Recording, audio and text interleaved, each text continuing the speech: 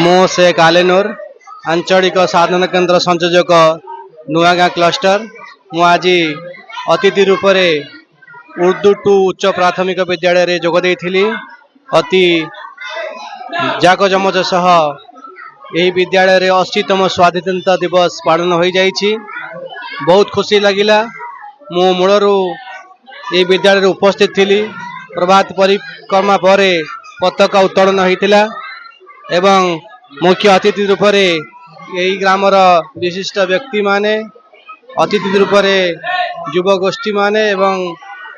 परिचालन कमिटर सहयोग रे विशेषकर सभापति एवं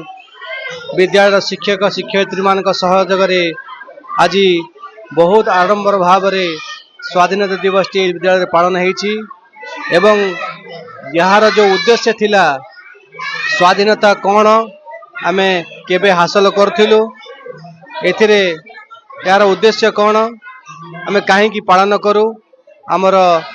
शिक्षार्थी ठारू आरंभ करी अतिथि पर्यंत प्रांजन भाव में विस्तृत भाव में पिला मानक आगे उपस्थापन करथिले। मु आशा करुछि निश्चित पिला मानकु तांकर जो वार्ता हृदय को छुई थिबो एवं तांको जीवन रे से वार्ता गोटे लगे गोटे भल मनीष हो पारे बोली आज के दिन में पिला माने मध्य शपथ नहीं एवं मु आशा करछि यह निश्चित भाव में तांको पई फलप्रद हबो। निश्चित भाव में गोटे जातीय उत्सव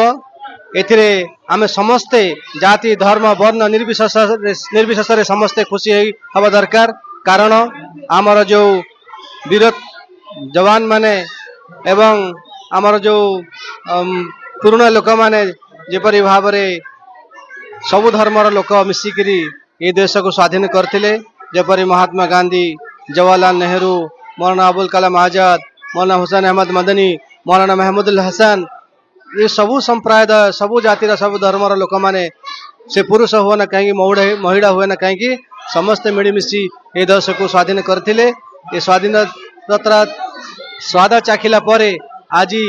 जो आम अनुभव करुचु तार तर्जमा करुचु एवं भी आम जो अच्छा भविष्यत आमर जो छोट छोट शिशु तांको स्वाधीन किपरि होइतिला एवं स्वाधीनता लाभ पर आम देश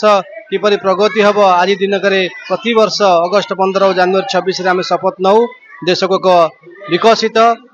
देश गढ़िया। आम विद्यालय आम क्लस्टर रे 11टा स्कूल अच्छी